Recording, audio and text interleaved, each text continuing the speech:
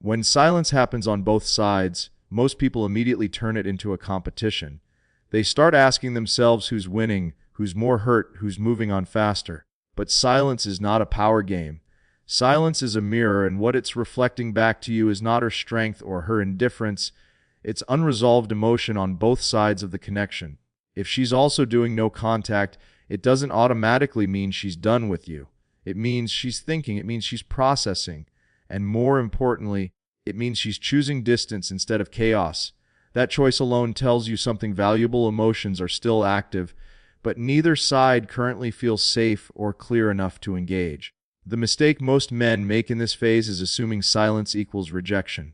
So they panic, they feel the urge to fix things, explain themselves, or check in just to reduce the anxiety. But the moment you act from that place, you collapse your own emotional frame. You turn silence into pressure. And pressure is the fastest way to kill attraction. Real strength in this moment comes from restraint, from being able to sit with uncertainty without needing immediate relief. When both people go quiet, the one who stays calm isn't the one who cares less, it's the one who has control over himself. And self-control is far more attractive than reassurance-seeking behavior. Silence also exposes attachment. When there's no communication, whatever emotional patterns you were avoiding come to the surface. If you feel restless, obsessive, or tempted to break no contact, that's not because you miss her, it's because you're confronting your own dependence. And that's exactly why this phase matters. It forces you to see where your emotional foundation is weak.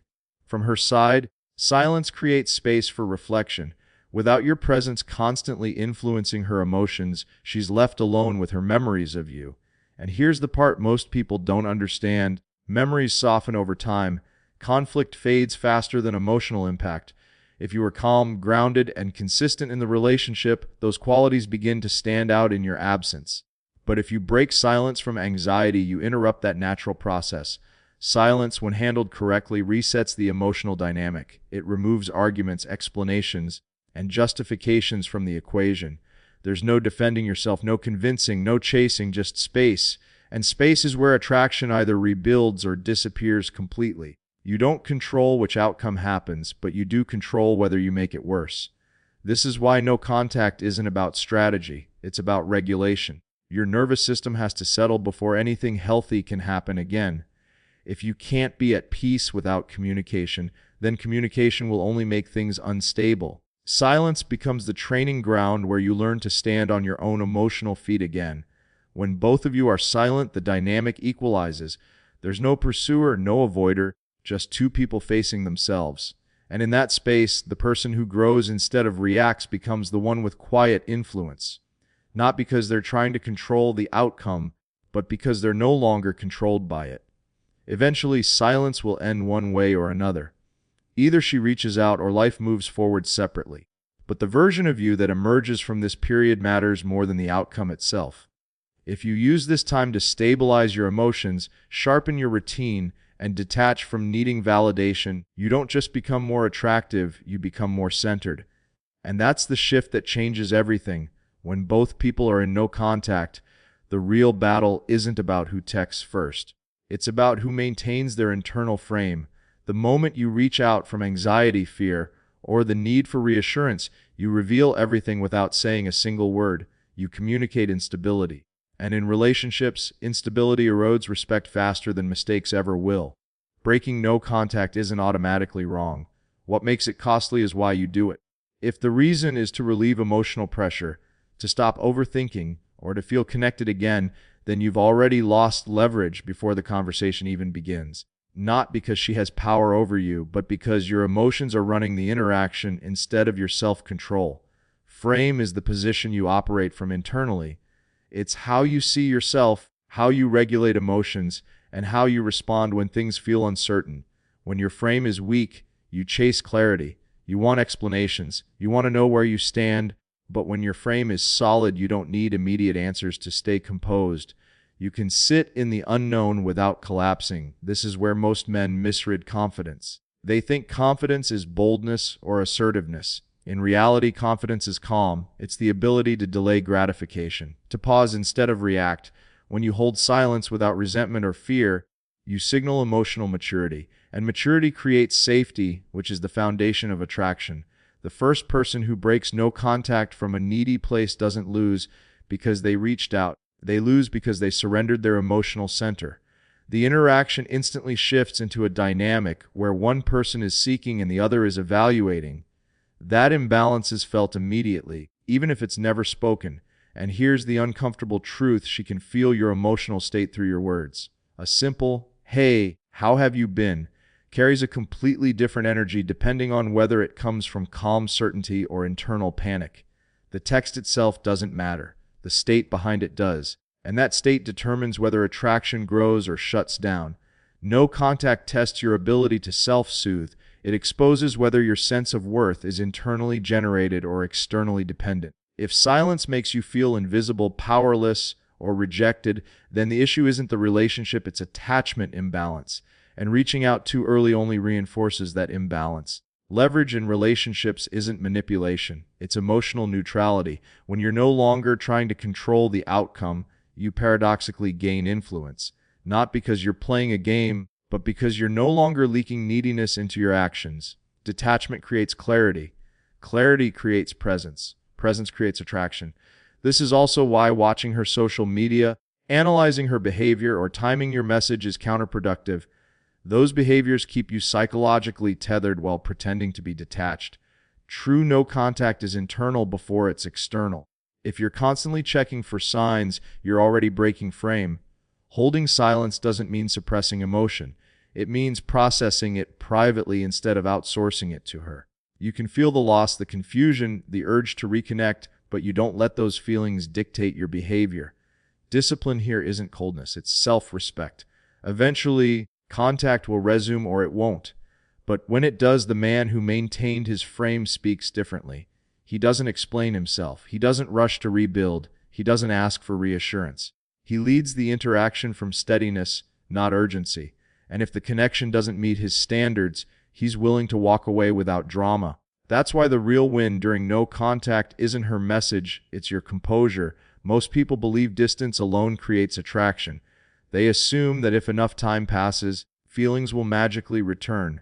But absence by itself does nothing. In fact, in many cases, distance without growth only confirms why the separation happened in the first place. Attraction doesn't grow because you're gone, it grows because something changes while you're gone. When no contact begins, you're given a rare window. There's no arguing, no explaining, no emotional noise.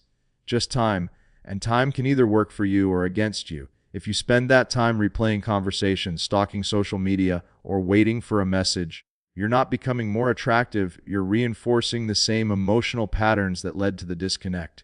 Growth is what gives absence meaning. Without it, silence becomes forgettable. With it, silence becomes intriguing. When someone senses that you're evolving even without seeing the details, curiosity replaces certainty. And curiosity is far more powerful than reassurance. This doesn't mean trying to prove anything. Visible growth isn't about posting transformation photos or signaling success. It's about becoming internally stronger, sharper focus, better discipline, improved physical presence, a more grounded emotional state. These changes alter your energy, and energy is felt even before words are exchanged. When you commit to improvement during no contact, you shift the dynamic from loss to progress. You're no longer waiting to be chosen.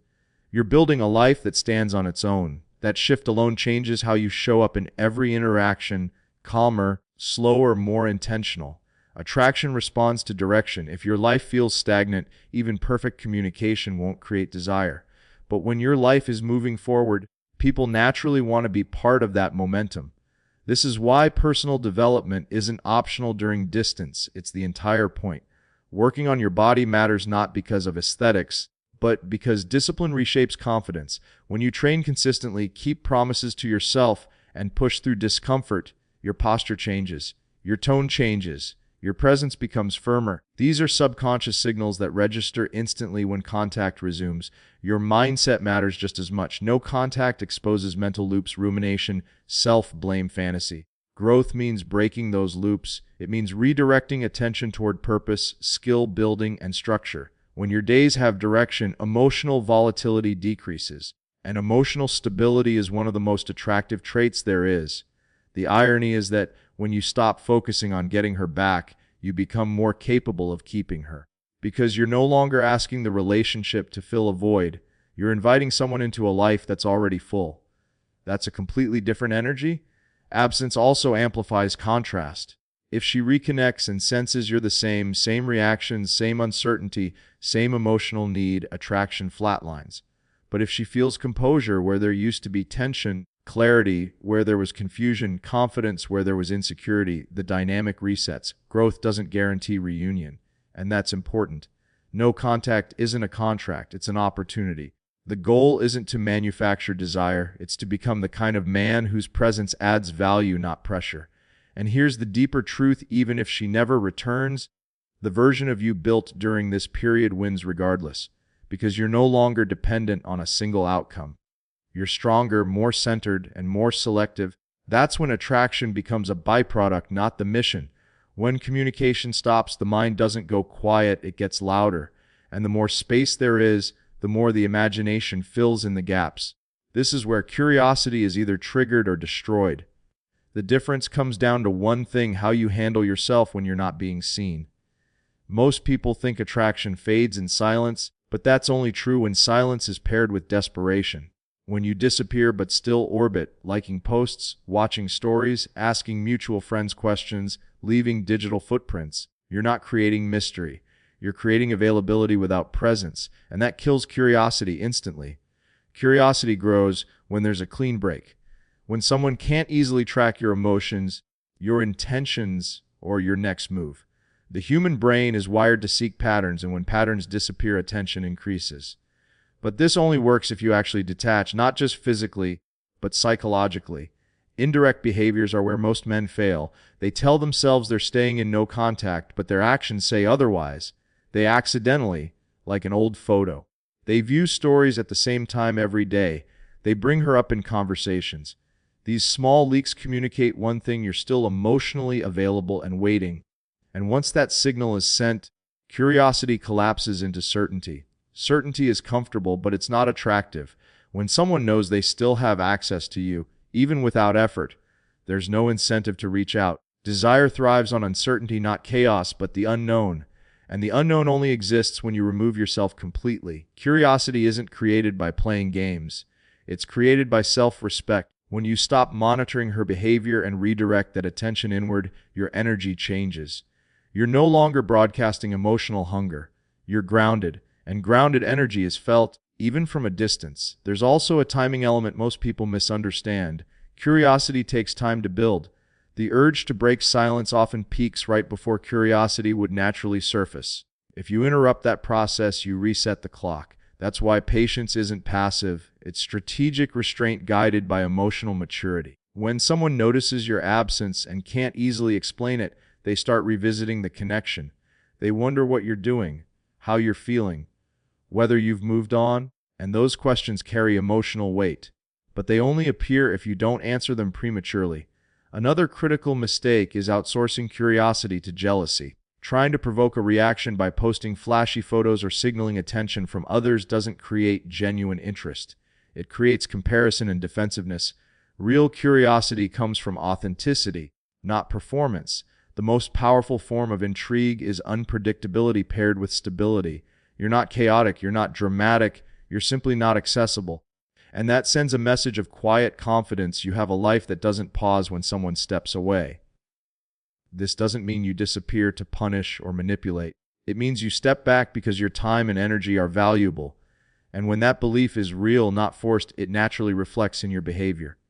If contact resumes, curiosity works in your favor only if you don't immediately fill the silence with explanations. You let the conversation breathe. You speak calmly. You don't rush to reattach. The mystery fades slowly, not all at once, because the goal was never to make her wonder. It was to make yourself whole again.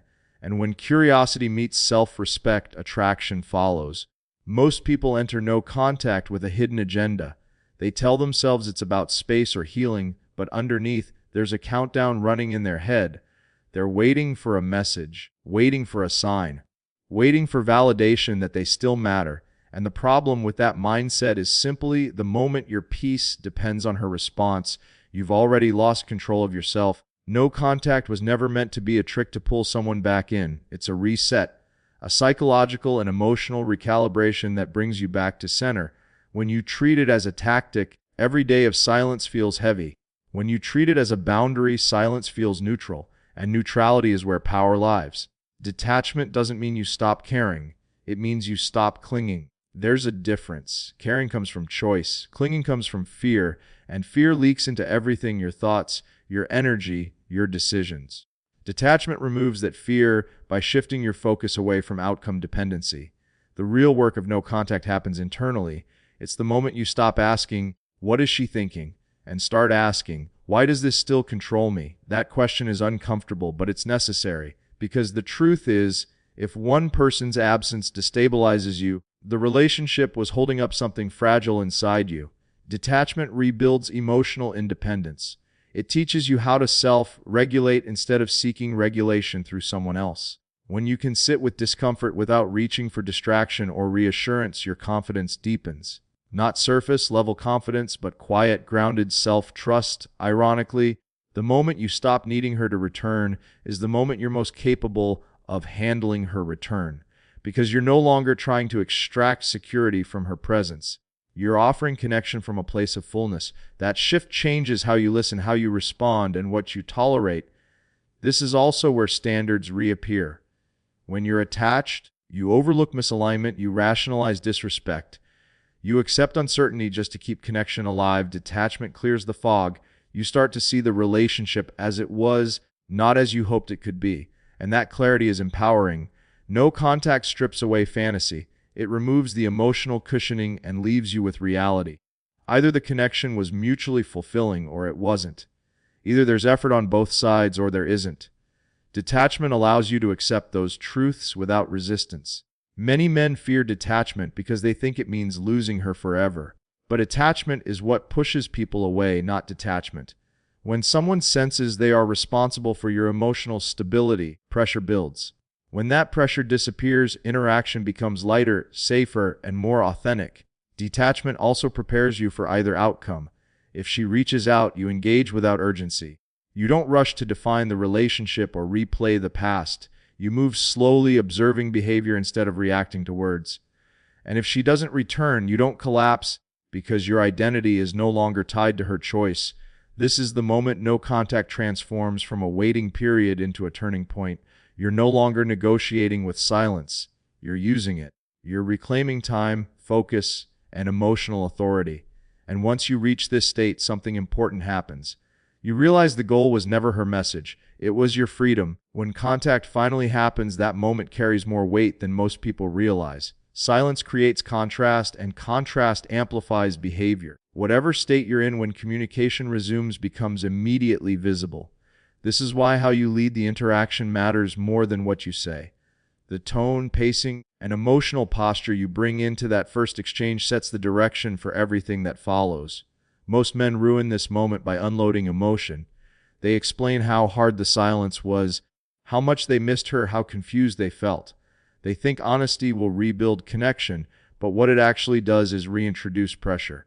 Emotional dumping doesn't create closeness, it creates imbalance, and imbalance erodes respect. Leadership in this context doesn't mean dominance or control, it means composure. You respond calmly without urgency. You don't reward sporadic attention with instant availability. You don't interrogate her motives. You allow the interaction to unfold naturally without forcing meaning onto it.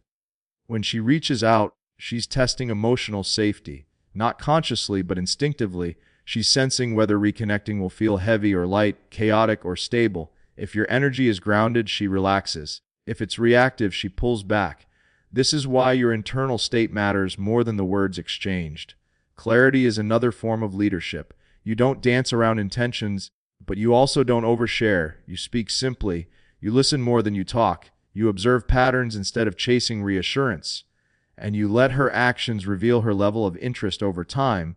If the conversation stays surface, level, or inconsistent, you don't chase depth. You match energy. You remain polite, composed, and unattached, because forcing emotional closeness before trust is rebuilt only recreates the old dynamic. Walking away is often misunderstood. It's not punishment. It's not coldness. It's alignment. If the interaction lacks respect, effort, or consistency, you don't negotiate for better treatment. You disengage cleanly, no speeches, no ultimatums, just boundaries. This is where self-respect becomes visible. Anyone can stay when things are uncertain. Very few can leave without anger or drama. That ability signals strength more than any argument ever could. Leading also means not rewriting history. You don't apologize excessively. You don't rehash old conflicts. The past doesn't need to be dissected to move forward. What matters is how the connection feels now and whether it aligns with your standards. If she wants to rebuild, it will show through consistency, effort, and openness. Words alone are not enough. And if those behaviors aren't present, you don't cling to potential, you choose reality.